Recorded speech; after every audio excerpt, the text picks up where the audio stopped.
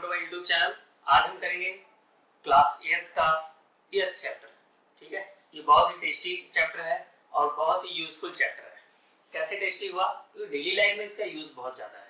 ठीक है, इसलिए टेस्टी है और इम्पोर्टेंट इसलिए है कि अगर हम डेली लाइफ में कोई बिजनेस करते हैं या किसी अपना कोई भी चीज हम किसी को परसेंटेज, किसी को रेट ऑफ इंटरेस्ट पर कोई अमाउंट देते हैं या किसी का हम कॉस्ट प्राइस निकालना चाहते हैं, सेलिंग प्राइस निकालना, अपना प्रॉफिट लॉस निकालना चाहते हैं, तो आपको इस चैप्टर के बारे में नॉलेज होना बहुत ज़्यादा ही जरूरी है। क्लियर? तो मैं आपको एक पहले इंट्रोडक्शन पार्ट में, इंट्रोडक्शन में पूरे चैप्टर के इंट्रोडक्शन एक साथ हो जाएंगे, जिससे आपको समझना भी बहुत ईजी हो जाएगा। तो आपका फर्स्ट है यहाँ पे कंपेयरिंग क्वांटिटी। चैप्टर का नेम क्या है? Comparing quantity. तो क्वांटिटी की, किसी भी क्वांटिटी की कंपेयरिंग कब की जाती है? जब वो सेम यूनिट में हो। फॉर एग्जांपल, नर्सरी के बच्चे की कंपैरिजन हम 8th क्लास के बच्चे से नहीं कर सकते। रीजन, वो नर्सरी क्लास में और 8th class, but 8th class के बच्चे का 8th क्लास से हम कंपैरिजन करते हैं। जैसे क्लास में सपोज रोल नंबर फर्स्ट का जो स्टूडेंट है वो बहुत इंटेलिजेंट है, क्लियर, और रोल नंबर 10 का स्टूडेंट क्या है, वो थोड़ा वीक है। तो कोई भी स्टूडेंट क्या बोलेगा, ये हमारी क्लास में जो है ये इसके परसेंटेज इस बार इतने आए, ठीक है, उसका इसका रेशियो इतना था। क्लियर? तो जो हमारा रेशियो है, ratio is known as the comparing quantities. ठीक है, तो रेशियो और परसेंटेज के बारे में हम डिस्कस थोड़ा सा करेंगे। क्लियर? सपोज यहाँ पे एक राम है, ठीक है, राम का वेट है 100 किलोग्राम। ठीक है, बहुत ज्यादा ही भारी है राम। अब यहाँ पे हम मोहन लेते हैं, मोहन। अब यहाँ हम लेते हैं मोहन। मोहन का वेट है 50 किलोग्राम। क्लियर? अब आपको यहाँ रेशियो फाइंड करना है, इनके वेट का रेशियो।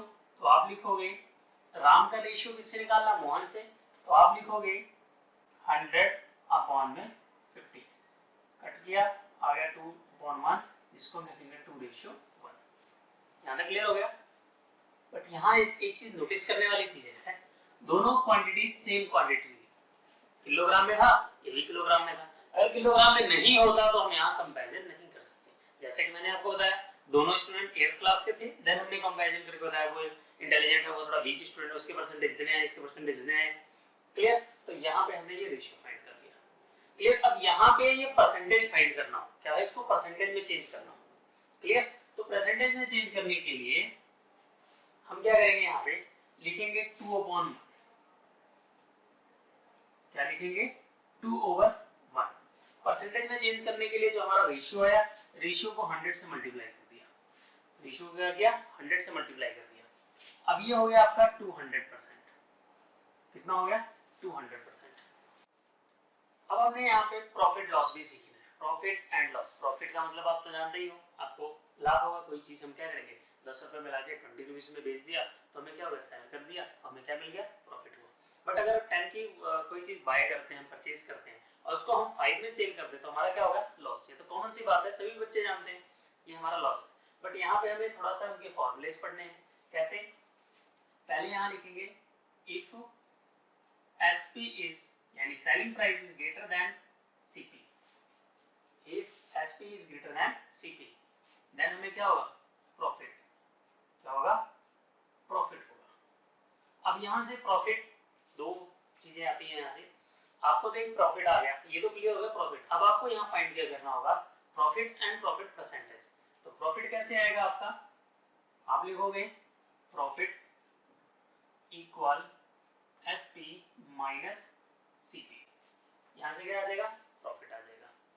अब यहाँ आप ये सोचिएगा कि आपको यहाँ से ओनली फॉर्मूलेस लर्न करने हैं। फॉर्मूले अच्छे से अगर आपको लर्न हो गया तो आपको सम इजीली सॉल्व हो जाएगा। क्लियर? अब आपका आता है प्रॉफिट परसेंटेज। क्या आता है? Profit percentage. प्रॉफिट परसेंटेज किसके इक्वल होता है? आप लिखोगे पहले प्रॉफिट अपॉन में CP मल्टीप्लाई 100। तो यहां से क्या आ जाएगा आपका, प्रॉफिट परसेंटेज। क्लियर? अब यही चीज थोड़ा सा हम देखिए, सेम इसके जैसा ही लॉस है, थोड़ा सा डिफरेंस है, तो फॉर्मूला ऐसे ही बनाते जाएंगे, चेंज हो जाएगा थोड़ा। इफ, अब यहाँ पे क्या था, SP ग्रेटर था, CP लेस था। अब यहाँ पे होगा CP is greater then SP। CP is greater then SP में CP ज्यादा होगा, कॉस्ट प्राइस ज्यादा होगा, हम सेलिंग प्राइस हमारा कम होगा। क्लियर? तो यहाँ पे क्या आएगा का फॉर्मूला यहां से क्या बनेगा? अब सपोज मुझे लॉस का फॉर्मूला नहीं लगना है, मान लीजिए मैं एग्जाम में बैठा हूं, मुझे एसपी गिवन है, सीपी गिवन है, लॉस का फॉर्मूला नहीं लगना है, बट आपको उसके लिए ये पता होना चाहिए कि लॉस हो रहा है कि नहीं हो रहा है। तो ठीक है, इसके लिए आपको ये लर्न करना पड़ेगा, सीपी ग्रेटर है और एसपी लेस है तो आपका क्या होगा? लॉस होगा। बट लॉस का फॉर्मूला कैसे हम बनाएंगे? मान लीजिए मुझे नहीं पता कि सीपी और एसपी में क्या कौन सी वैल्यू हम पहले रखेंगे, एसपी रखेंगे या सीपी रखेंगे। कई बार क्या होता है स्टूडेंट कंफ्यूज हो जाते हैं क्योंकि वहां पे एग्जाम में टाइम की लिमिट होती है। उसके लिए आप क्या करेंगे, आप यहां देखो लॉस के लिए आप देखिए सीपी ग्रेटर है, एसपी ग्रेटर है, मैं सीपी ग्रेटर, मैंने पहले सीपी लिख लेना है, ठीक है, माइनस एसपी लिख लेना है। क्लियर? अब आप सोचोगे ये तो सर नॉर्मल सा फॉर्मूला हम लर्न कर सकते हैं, लेकिन कई बार केस में होता है कि आप भूल गए, आपने एसपी पहले लेना सीपी, तो आप भी जानते हैं कि जब आप ग्रेटर वैल्यू में से स्मॉलेस्ट वैल्यू माइनस करेंगे तो आंसर जो आएगा पॉजिटिव। लॉस कभी नेगेटिव में नहीं आता, जैसे कभी लॉस की वैल्यू जो आएगी वो माइनस में नहीं आएगी, जैसे ये नहीं आएगा लॉस इक्वल टू -500, लॉस आएगा 500, तो ये कैसे आएगा? अगर आप ग्रेटर वैल्यू में से स्मॉलेस्ट वैल्यू माइनस करो। आपने भी यहां देखा एसपी ग्रेटर था, सीपी लेस था, तो एसपी माइनस सीपी लिखा, और वहां पे क्या था? सीपी ग्रेटर था, सीपी माइनस एसपी लिख दिया। क्लियर? अब यहाँ पे लॉस परसेंटेज क्या होगा? Loss percentage. तो लॉस परसेंटेज जैसे ये है आपका, लॉस परसेंटेज के लिए क्या लिखेंगे? Loss over CP multiply 100। अब हम पढ़ेंगे एसपी और सीपी फाइंड करने का फॉर्मूला। कौन सी कंडीशन में? जब आपको profit and loss percentage given होगा। क्लियर? तो मैं एक फॉर्मूला बनाऊंगा, एक फॉर्मूले से दूसरा फॉर्मूला कैसे बनता है वो मैं आपको बताऊंगा। In case if profit percentage and loss percentage are given, then हम SP कैसे फाइंड करेंगे एंड CP कैसे फाइंड करेंगे। तो SP फाइंड करने का फॉर्मूला क्या है, यानी सेलिंग प्राइस कैसे फाइंड करेंगे?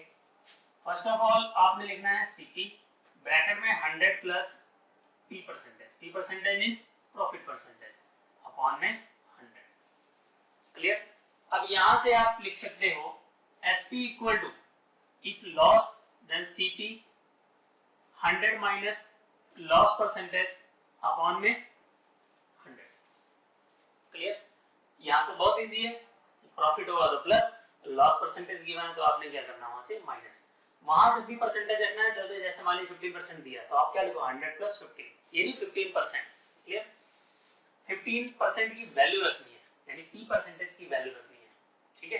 क्या रखना है? यानी 100 plus P percentage. P percentage आपको पहले से परसेंटेज है कि 10%, तो आपने वहां 10 लिखना है। यहां क्लियर हो गया?